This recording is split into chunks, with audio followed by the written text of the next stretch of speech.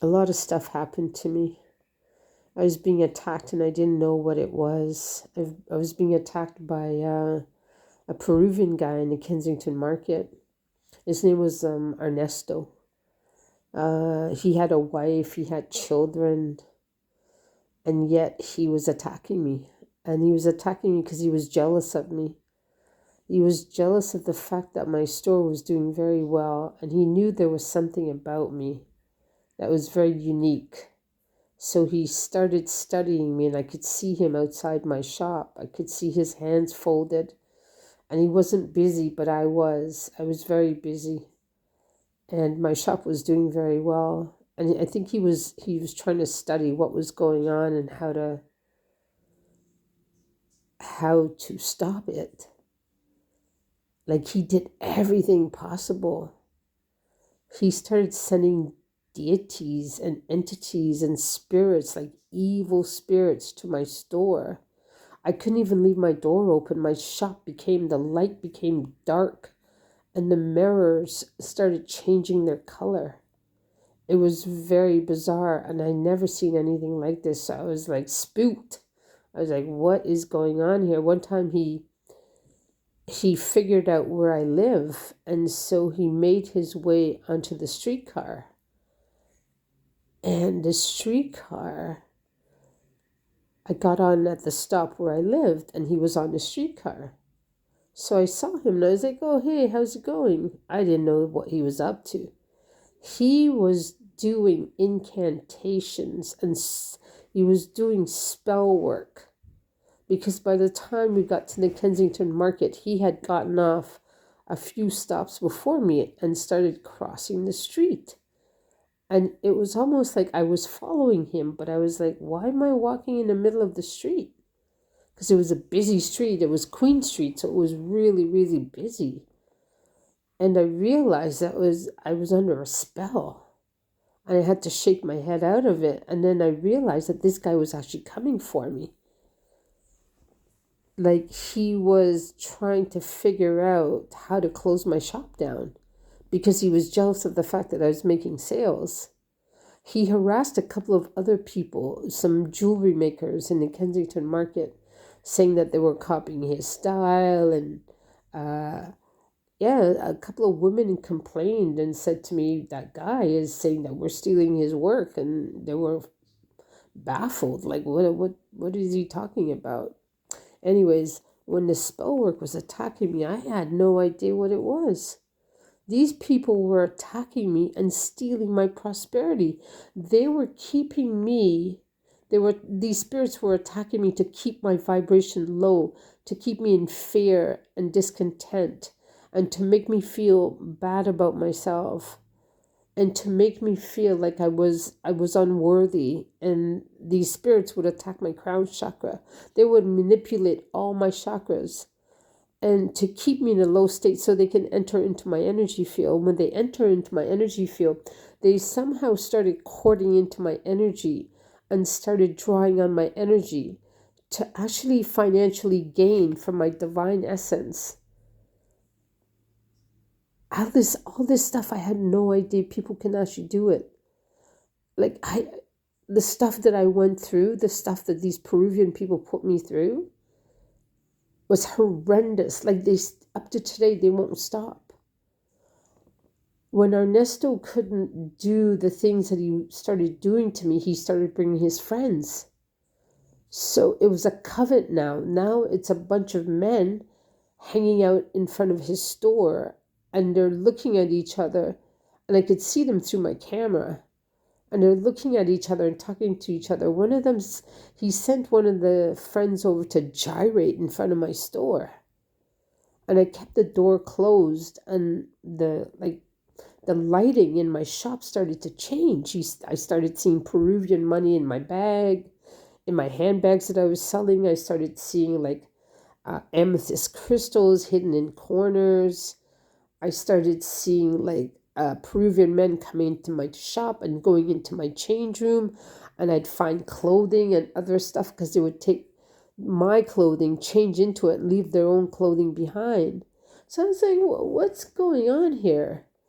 Because I was getting all these attacks and my store financially started going down. So I was just like, wow, these people won't stop. And then for a whole year, there was one guy that was really ugly. It was a really tall guy, and he was Hispanic, and his face was porous. Like, he had these big, huge holes in his face, and his face was not easy to look at. And he would follow me around. He would follow my daughter and I around. We would go eat Korean food at Christian Bloor. And I think he lived along Bloor Street somewhere, because if I went in between Christian Bloor and Bathurst and Bloor, he would show up. One day he's sitting there, and his friends come out of the subway, and I could see at the corner of their eyes they're pointing to me and my daughter. And he was doing spell work to me, my daughter, and they wouldn't stop. So they figured out a way to attack my spirit so they can cord into my energy and gain wealth and steal my divine essence. I know this stuff sounds so far-fetched, but they were stealing my divine essence. They were stealing my energy. They kept me in a low energy so they could take my good energy and create from it. They were attaching to my chakras, but were manipulating my chakras and attaching cords so they could take my energy and cloak themselves in that energy. This is some weird shit. I never knew people could even do shit like this. So I started figuring it out, and I was wondering, why are these entities always attacking me to keep me in such a low state? And the energies that these demons and entities were attacking me with was very disgusting energy. It was almost like they were karmic people that were transferring their energy onto me. And they were saying to me, while they were transferring their karma and their energy, they were saying to me that it was my karma. And they were manipulating my crown chakra. They were sending entities to manipulate my crown chakra, to make me think what they wanted me to think, so I would create my own reality. All of this is so, like, if you think of it on a level of like normal things happening, it doesn't sound like it's normal, because it isn't. These were people who come from a lineage of black magic practitioners, and I was talking about the guy Chucky that I posted a video of. Like, he's Hispanic too, and he has that same sort of black magic energy that I found really disgusting, because like, these are people who are cursed and walk around, and they're in a state of poverty.